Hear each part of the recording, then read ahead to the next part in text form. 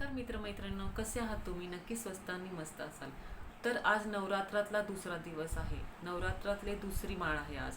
तर दुसऱ्या माळेला आपण ब्रह्मचारिणी या देवीच्या रूपाची पूजा करतो. ब्रह्मचारिणी या देवीने कठोर परिश्रम, कठोर तप करून महादेवांना प्रसन्न करून घेतले.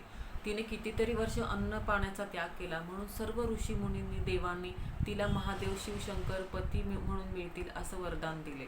आणि तिने कठोर तपश्चर्या करून महादेवांना प्रसन्न केले. तिने कितीतरी हजारो वर्ष अन्न पाण्याचा त्याग केला, म्हणून ब्रह्म म्हणजे कठोर तप करणारी आणि चारिणी म्हणजे आचरणात आणणारी, असं या देवीला ब्रह्मचारिणी असे नाव मिळाले. तर या देवीच्या पूजनाने आपल्याला आयुष्यामध्ये संयम आणि धैर्य यांची प्राप्ती होते. तसेच या देवीच्या पूजनाने आयुष्यामध्ये यशाचे मार्ग प्रशस्त होतात.